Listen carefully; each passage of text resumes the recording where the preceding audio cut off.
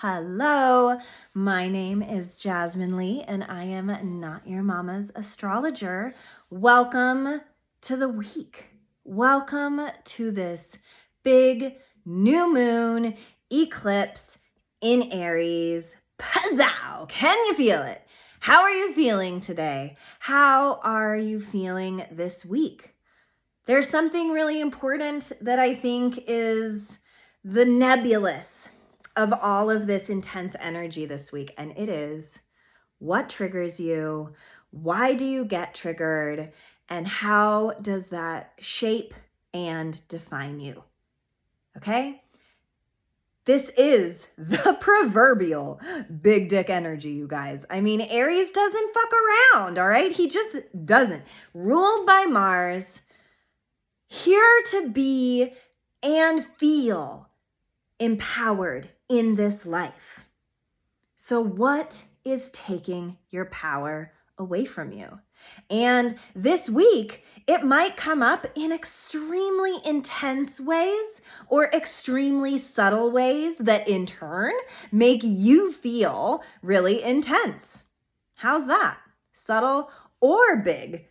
Intensity is vibey this week.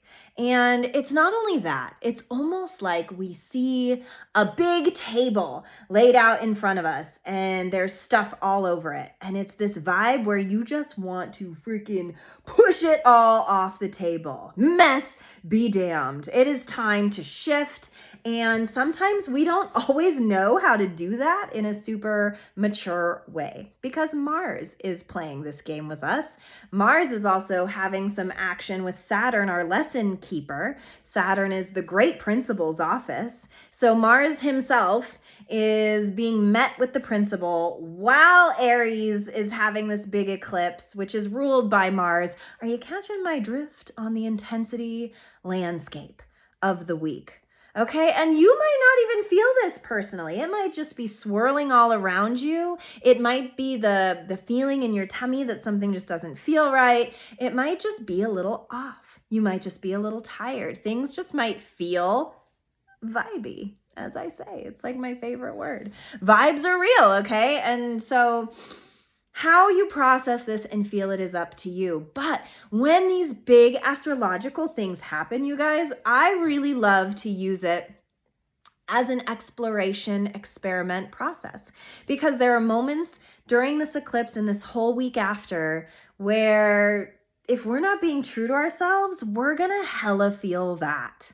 I was laying in bed last night with my partner and I told him, I said, it's really weird because I feel like I'm at a precipice. I feel like I'm at the end of a chapter in my book that was like a really powerful chapter. And I was super involved in this chapter, but now the chapter's over and I'm starting a new one. And there is, for me personally, anxiety that goes with that. Anxiety about how I righteously stick up for myself, take care of myself, love myself, while also holding being a mom, being a partner, being a daughter, being a coworker, being a businesswoman, being this huge energy in the world that contributes to my own collective. And yet, sometimes I think I forget myself. Sometimes in the mix, I forget that I have a vote. I forget that my health matters. I forget that my daily life and ritual matters. And so I keep myself away, kind of locked away. And I feel myself coming out this week. Maybe you feel similar. I feel need, hunger, desire, change. I feel those things, but I don't know how necessarily right now to integrate all of it. And I don't have to, and neither do you. Plot twist. It's totally okay to be in this hanged man position. That tarot card exists to remind us that sometimes in the not knowing, sometimes in the pause of your life, there is great reflection, answer, and change within itself that can come from the non-action, that can come from observing more. Because the vibe of this week is going to be extremely action desirous. So maybe you want to start some fights. Maybe you want to put yourself in the action. Maybe you want to force something to happen. But Tricks are for kids, guys. We're also in Mercury retrograde. So no, sometimes that forward action that you want to place forward will blow up in your face, like big time. Like you think you're making this big stand, but it blows up in your face. And then who's the one that loses? So that's why at the beginning of this podcast, I said I wanted to talk about triggers. And I wanted to talk about how we get triggered. And I want to talk about victimization of self, because the truth is, no one's coming to save us. That's the end of the story. No one is coming to make your life better. It's not up to anybody, anything, any shift, any job, any partner, any animal, anything. Nice weather, bad weather, it doesn't matter. It's up to us to heal ourselves enough that when we get triggered, which I guarantee you will this week, how you're going to choose to work with this trigger is really so important because, as I said last week, Chiron, which is our wounded healer, his mythology is that he was wounded, and instead of choosing victimization, instead of feeling victimized, instead of being helpless, he chose to heal. He chose to learn and then teach. He chose to help mortals heal their wounds. And I say all this because when we have a Chiron, because we all do in different signs, so we all trigger differently. But Chiron is right here. It is not just an eclipse with the moon and the sun together. Chiron is right exact in there too. Vibes, you guys. Like, oh my gosh, that's really powerful, potent energy asking you, what are you not healing? What is unhealed in you? And that maybe these things that are unhealed are going to come and be surface level, touchable, no longer under the bed or in the dark nor in caves, but here in front of your face, confronting you. And this might be soft or it might be hard. It might be coming up really intensely or subtly. No matter what, it's there. And where we attune our energy is everything. Why do you get triggered? Why did that hurt? Why don't you feel valuable? Why is your body aching today? What is hurting? Physical, mental, spiritual, what is it? And understand that what it is the core of then why we get triggered by one another, why we get hurt by one another, why we fight in the first place is because we all have our own set of things that hurt us, that take our trust away, that make us vulnerable, and how we all deal with vulnerability is really different. So it's this deep exploration of finally discovering a part of ourselves to heal. This place that maybe we didn't have access to before, this soul that maybe has hidden itself from productive change is here, asking us to do that. And I always say, we always have a choice. We can ignore this week. We can just grit our teeth and bear it because no matter what, this week is going to have some uncomfy mows. All right? Like there are going to be moments where it just feels itchy to be in yourself, to be in your skin, to be in the iteration of your own id and self. And it's going to feel like balls. Like really, there's going to be some moments of extreme ouch, whether it be physical, mental, spiritual. It's just gonna. And we have this righteous choice to work with it, ride the wave, or get completely smothered by it. For me, the medicine that I'm taking is that I don't need to vocalize it as much as I do. I can vibe it this week. I am choosing righteous grounding and quietness. I'm getting real quiet this week and trying to observe myself neutrally, because a pattern that I personally have is that I'm so busy verbally toiling that deep down I'm actually okay. I just word vomit to psychologically attune myself to the issue and then I solve it. Is this healthy? I don't know. But is it something I do? Hell yeah. So do I want to shift this? I don't know. I'm going to get really quiet this week, and I'm going to think about how I toil, why I toil, and what new chapter I could start that would deafen the noise that keeps me believing that I am not ready for this next chapter of my life. I've been on a precipice for a long time. Maybe you have too. Maybe we all really have since COVID. I venture a guess that we have. That we've all changed a lot. We just haven't fully integrated all of the change that is happening, both spiritually and otherwise. So this week is all about self. It's not selfish, because if you're a selfish person, this week is going to be hella confronting. It's going to be really in your face. It's a smack to the face, legit. So what's your tools? What tools do you have? What tools could you develop this week that could really help you understand yourself better? I've got a good tool for you. Are you ready?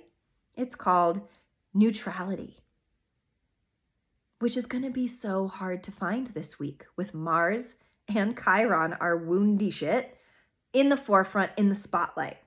But I believe it is in the spotlight for us to find neutrality, because you can't find a solution when you're too deep in it. We yell at the reality stars when we're watching competitions like Survivor, and we're like, oh my God, that person is lying to you. How do you not see that? Or you're watching The Bachelor and you're like, this girl would be so much better for you. Why can you not see that? Well, of course, those people can't see it because they're in it. Nobody can see what they're going through directly, clearly, all the time. Neutrality is a gift that we work up to, hopefully as we get older, more mature, able to see ourselves and our mirrors and our reflections a little bit easier. That's the hope.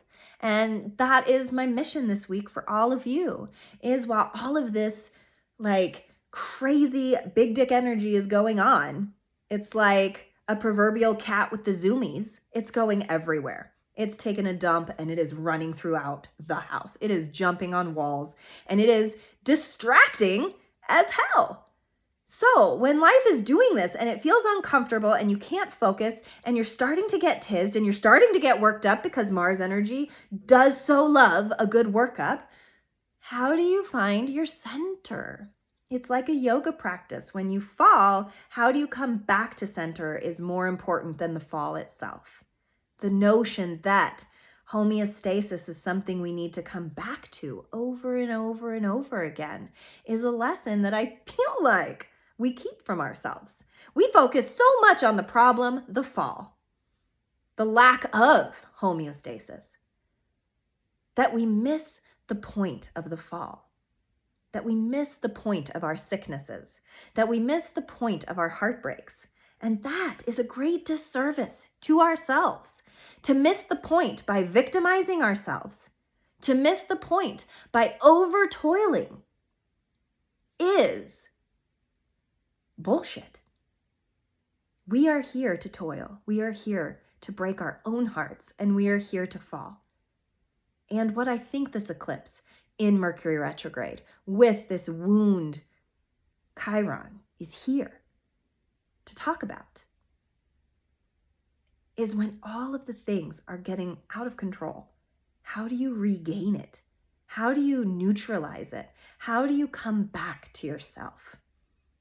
And if we can learn this week, with all the tumult, with the proverbial cat with the zoomies, if we can sit in it and allow it, surrender to it, release the balled fists of it, and open palm our life to allow information, not just what we believe, not just belief system, but true information to come at us, to learn from, to adapt to assimilate, to integrate. Well, that is a new kind of homeostasis for you, for me, for the collective. Bad things happen so that we can see the good. Darkness happens so that we can find the light. These are the elements we're working in this week. And instead of looking at the great suffering of your life right now, it is so much more important to find the path, the mountain, and keep climbing it, and put down the things that are keeping you from climbing it. Get some new shoes, get some hiking boots, get like sweat resistant gear, because we need to prepare ourselves for our journey. And we can't do that. Oh, look, I'm wearing a mountain. Do you see my shirt is a mountain? If you're listening, you can't. I'm wearing a shirt with a mountain. Choice. I love it. Anyway, climbing this soul mountain is something we've always been doing. But how do we make progress if we keep weighing ourselves down with the problems instead of lightening our load with the solutions? Being a solution-based person isn't always the right answer either. We can't always be looking for solutions. We sometimes have to sit and stew in the problem. But this Aries energy is cardinal. It's fiery, guys. It wants to do something. So instead of starting fights, instead of freaking out, instead of hopelessness, being homeostatic and solution-based and neutral. Just think of those words when stuff starts to hit the fan, when life starts to like contract, because that's what I feel, a big old fatty life birthing contraction coming on this week. And it doesn't do to grit ourselves through it, to bear through it.